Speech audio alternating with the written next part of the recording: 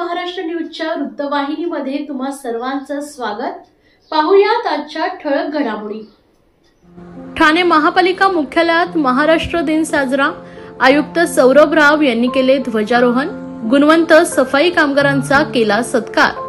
महाराष्ट्र राज्य स्थापनेचा 64वा वर्धापन दिन ठाणे महापालिकेतर्फे मोठ्या उत्साहात साजरा करण्यात आला आहे। पाचपाकाडी येथील महापालिका मुख्यालयाच्या प्रांगणात सकाळी 7:15 महापालिका आयुक्त सौरभ राव यांच्या हस्ते ध्वजारोहण करण्यात आले।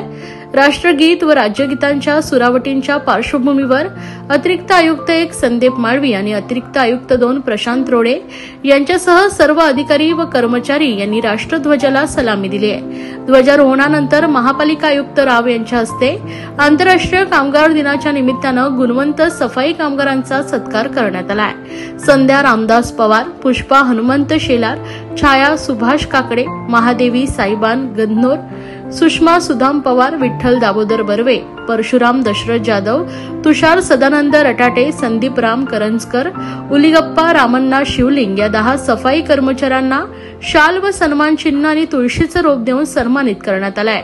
ध्वजारोहण सोहळ्यानंतर कैलासवासी नरेंद्र बल्लाळ सभागृहात महनीय व्यक्तींच्या प्रतिमांना सर्व मान्यवरांनी वंदन केलंय।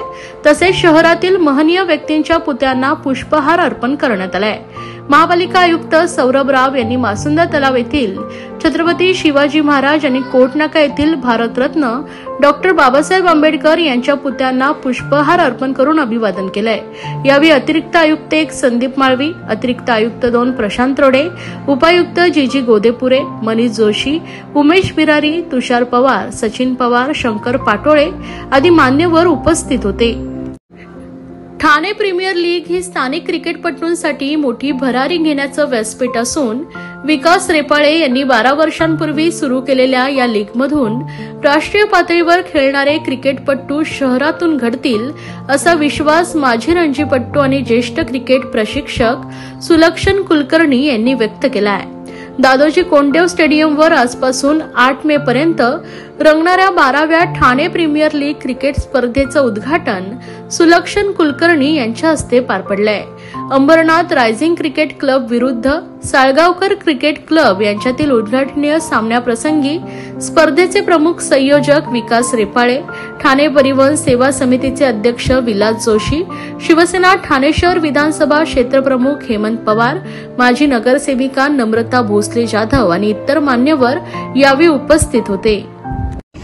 खूप चांगली गोष्ट आहे। ठाण्यामध्ये आणि ठाणेकरांना मुलांना खूप चांगली संधी मिळते आणि या निमित्ताने मुंबई क्रिकेटला खूप चांगले प्लेयर्स मिळतात।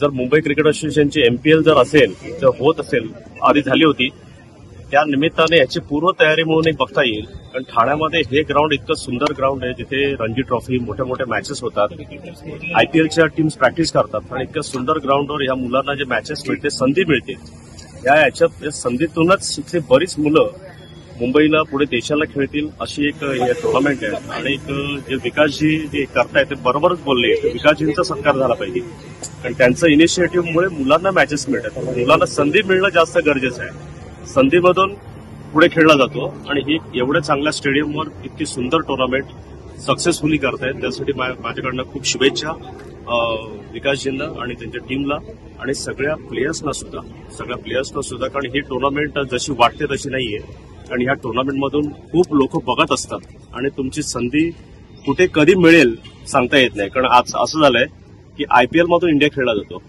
तर कदाचित ह्या ठाणे प्रीमियर लीग मधून मुंबई खेळला जाईल। ही अशी एक मोठी संधी आहे आणि खूप चांगली टुर्नामेंट आहे। माझ्या शुभेच्छा। या स्पर्धेचं खरं तर ठाणे प्रीमियर लीगचं हे 12वं वर्ष आहे। आचारसंहिता आहे, पण तरी माननीय मुख्यमंत्री आमदार एकनाथ शिंदे साहेबांच्या मार्गदर्शनाखाली आज सुरू केलेली टुर्नामेंट आज 12व्या वर्षात येते। आमच्या सगळ्यांसाठी खरं तर ही आनंदाची गोष्ट आहे। या स्पर्धेने अनेक नामवंत क्रिकेटपटू घडवले। अगदी गेल्या वर्षी आमच्या टीममधनं खेळाले प्लेयर्स आज IPL खेळतात, ही आमच्यासाठी देखील अभिमानाची गोष्ट आहे। अनेक फॉर्मर IPL प्लेयर्स देखील या ठिकाणाहून खेळलेले आहेत आणि यावर्षी देखील आपण बघू शकता अनेक नामवंत खेळाडू या ठिकाणी खेळत आहेत। ठाणे जिल्ह्यातील खेळाडूंना एक प्लॅटफॉर्म उपलब्ध करून देण्यासाठी ही स्पर्धा दरवर्षी आयोजित करण्यात येते आणि मेची इतकी हीट आहे, परंतु तुम्ही जशी हीट वाढले तसा क्रिकेटचा थरार देखील IPL प्रमाणे या ठिकाणी ठाणे प्रीमियर लीगमध्ये देखील आपल्याला पाहायला मिळेल, याच्याबद्दल माझ्या मनात कुठली शंका नाही. अनेक नामवंत खेळाडू या स्पर्धेमध्ये खेळणार आहेत, त्यामुळे ठाणेकरांनी देखील ही स्पर्धा बघण्यासाठी आवर्जून यावं अशी मी ठाणेकरांना देखील विनंती करतो.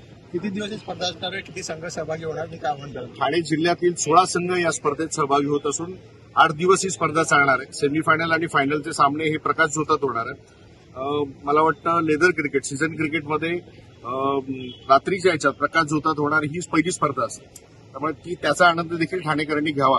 आणि सेमीफायनलच्या सामन्यांमध्ये अनेक farmer IPL Ranji trophy players बघायला ठाणेकरांना नक्कीच मिळतील. सर्व नागरिकांना आवाहन करण्यात येत आहे की सध्या डासांमार्फत पसरणाऱ्या डेंग्यू या आजाराचा प्रसार रोखण्यासाठी प्रत्येकाने पुढील प्रमाणे कार्यवाही करावी. डेंग्यू आजार एडिस इजिप्ती हा डास चावल्याने होतो. या डासांची पैदास साचलेल्या किंवा साचवलेल्या स्वच्छ पाण्यामध्ये होते. 8 दिवसांपेक्षा जास्त दिवस पाणी उघडे व साचून राहिल्यास त्यात डास अंडी घालतात. अंड्यांच्या अळ्या तयार होऊन पुढे डास तयार होतात. यासाठी आपल्या घरातील पाणी साठे उदाहरणार्थ बॅरल्स, पिंपे, टाक्या, हौद, रांजणे इत्यादी दर आठवड्याला रिकामे करून घासून पुसून कोरडे करून पुन्हा भरावे. 1 दिवस कोरडा दिवस म्हणून पाळावा. पाणी साठ्यांना घट्ट झाकणे बसवावीत किंवा जुनी साडी, चादर, धोतर यांनी बांधून झाकून ठेवावीत, म्हणजे डास त्यात जाऊन अंडी घालणार नाहीत. घराच्या गच्चीवर, आजूबाजूला, अंगणात कोठेही पाणी साचू देऊ नये. भंगार सामान उघड्यावर टाकू नये. उदाहरणार्थ टायर्स, प्लास्टिक सामान, कुंड्या, टाकाऊ वस्तू इत्यादी. अशा सामानात पावसाचे पाणी साठून त्यात डेंग्यूच्या डासांची पैदास होते. घरातील कूलर्स, फ्रीजच्या पाठीमागील ट्रे हे देखील वेळोवेळी कोरडे करावेत. लक्षात ठेवा, नुसत्या फवारणीने डास घनता कमी होत नाही, तर त्यासाठी डास पैदास ठिकाणे नष्ट करणे ही आपल्या सर्वांची जबाबदारी आहे. कोणताही ताप अंगावर न काढता जवळच्या शासकीय रुग्णालयात मोफत औषधोपचार घ्या. अशा प्रकारे नागरिकांनी सहकार्य केल्यास डेंग्यूचा प्रसार रोखणे सहज शक्य आहे. ठाण्यात महायुतीकडून अखेर नरेश म्हस्के यांच्या नावावर शिक्कामोर्तब. शिंदे सेना विरुद्ध उद्धव सेना होणार सामना. महाविकास आघाडीचे उमेदवार राजन विचारे यांच्या विरोधात अखेर शिवसेना शिंदे गटाकडून माजी महापौर नरेश म्हस्के यांच्या नावाची घोषणा 1 मेच्या दिवशी करण्यात आली आहे. शिंदे यांना ठाणे लोकसभा आपल्या ताब्यात ठेवण्यात यश मिळालंय, त्यामुळे आता उद्धव सेना विरुद्ध शिंदे सेना असा सामना ठाणे लोकसभेत पाहायला मिळणार आहे. मागील काही दिवसांपासून ठाणे लोकसभा कोणाकडे जाणार यावरून शिवसेना आणि भाजपामध्ये रस्सीखेच सुरू होती. अखेर ही जागा आपल्याकडे ठेवण्यात शिवसेना शिंदे गटाला यश मिळालंय. त्या शिंदे गटाकडून आमदार प्रताप सरनाईक, रवींद्र फाटक, माजी महापौर संजय मोरे, मीनाक्षी शिंदे आणि नरेश म्हस्के यांच्या नावाची चर्चा सुरू होती. मात्र मुख्यमंत्री एकनाथ शिंदे यांनी नरेश म्हस्के यांच्यावर विश्वास दाखवला आणि आज त्यांच्या नावाची घोषणा करण्यात आली आहे. 2 वेळा स्वीकृत सदस्य म्हणून ते ठाणे महानगरपालिकामध्ये नियुक्त झाले होते. त्यानंतर 2012 मध्ये शिवसेनेच्या तिकिटावर नगरसेवक म्हणून निवडून आले. त्यानंतर स्थायी समिती सदस्य, सभागृह नेते पदही त्यांना मिळालं. परंतु 2014 मध्ये झालेल्या विधानसभा निवडणुकीत त्यांना उमेदवारी न मिळाल्याने ते नाराज झाले होते. अखेर पक्षाला त्यांची दखल घ्यावीच लागली. त्यांच्या कार्याची दखल घेत आणि सर्व पक्षांशी असलेल्या सखोल्याच्या नात्यामुळेच अखेर पक्षाला त्यांच्या कार्याची दखल घ्यावी लागली आणि भाजपला दिलेली कमिटमेंट मोडत त्यांना स्थायी समितीचं सभापती पदही बहाल करावं लागलं होतं. त्यानंतर 2017 मध्ये झालेल्या निवडणुकीत ते पुन्हा निवडून आले आणि पुन्हा पक्षाने त्यांच्यावर विश्वास दाखवत सभागृह नेतेपद त्यांना दिलं. त्यानंतर त्यांनी महापौर पदाची धुराई सांभाळली. शिंदे यांचे विश्वासू समजले जाणारे म्हस्के यांच्याकडे सध्या राज्याचं प्रवक्ता पदही असून राज्य समन्वयक पदही ते सांभाळतायत. मात्र आता नरेश म्हस्के लोकसभा निवडणुकीला सामोरं जाणारे आणि यावेळी ठाणे लोकसभेत ठाकरे विरुद्ध शिंदे असा एकंदरीत सामना जो आहे तो पाहायला मिळणार आहे. जो आज माननीय मुख्यमंत्री एकनाथ शिंदे साहेब यांच्या आशीर्वादाने, यांच्या आदेशाने, त्याचबरोबर माननीय पंतप्रधान नरेंद्र मोदीजी, अमित शहा साहेब यांचा खूप आशीर्वाद, त्याचबरोबर ठाण्यातील सर्व शिवसैनिक यांचा आशीर्वाद, माननीय आमदार प्रताप सरनाईकजी, त्याचबरोबर रवींद्र फाटक, आमचे सर्व शिवसेना पदाधिकारी विजय चौगुले साहेब असतील, नाहटा साहेब असतील, त्याचबरोबर महिला आघाडीच्या आमच्या जिल्हा प्रमुख मीनाक्षी शिंदे, त्याचबरोबर सर्व पदाधिकारी, सर्व ठाणे लोकसभेतील सर्व नगरसेवक, शिवसेना पदाधिकारी आणि भारतीय जनता पार्टीचे माननीय श्री संजयजी केळकर, संजयजी वाघुले, निरंजनजी गावखरे, माननीय गणेश नाईक साहेब, संजीव नाईक, त्याचबरोबर आमदार गीता जैन, आमदार नंदा म्हात्रे, संदीप नाईक आणि या सगळ्यांच्या, विनयजी सहस्त्रबुद्धे, त्या सगळ्यांच्या आशीर्वादाने, त्यांच्या सहकार्याने मला ठाणे लोकसभेची उमेदवारी जाहीर झालेली आहे.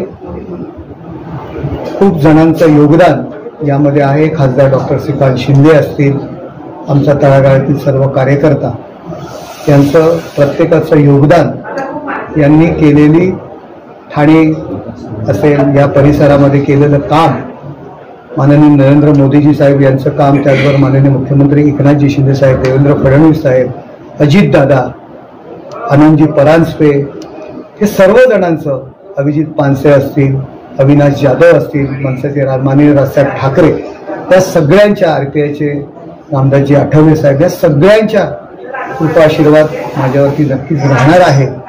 आणि एका कार्यकर्त्याला ही जागा लढवण्याची संधी दिलेली आहे आणि हे फक्त शिवसेनेतच होऊ शकतं. सर्वसामान्य कार्यकर्त्याला समाजामध्ये काम करण्याची प्रेरणा या उदाहरणामुळे नक्कीच मिळेल. एक कार्यकर्त्याचा विजय किंवा कार्यकर्त्याला संधी या ठिकाणी दिलेली आहे आणि सगळ्यांच्या सहकार्याने नक्कीच ही संधीचं सोनं करण्याची संधी जी मला दिलेली आहे ती पूर्ण करण्याची आणि विजयाकडे वाटचाल करण्याची नक्कीच प्रयत्न करेन. शिंदे साहेबांची जी भूमिका आहे ते ठाण्यामध्ये घेतलेली आहे त्यांनी आणि महाराष्ट्रामध्ये जी घेतलेली आहे, जे हिंदुत्वाची जी भूमिका आहे ती पूर्णपणे पार पाडण्यासाठी ज्या कारणास्तव बाळासाहेबांच्या भूमिकेची त्यांनी भरभक्कम जी पताका आहे ती पाठीशी घेतलेली आहे, त्या भूमिकेशी प्रामाणिक राहण्याचा नक्कीच प्रयत्न केला आणि जनता जनार्दनाशी प्रामाणिक राहण्याचं आव्हान केलं. या होत्या आजच्या ठळक घडामोडी. अशाच राजकीय, सांस्कृतिक, क्रीडा क्षेत्रातील बातम्या पाहण्यासाठी पाहत रहा विजन महाराष्ट्र न्यूज ही वृत्तवाहिनी. विजन महाराष्ट्र न्यूजच्या फेसबुक चॅनलला व युट्यूब चॅनलला फॉलो आणि सबस्क्राईब करा. धन्यवाद.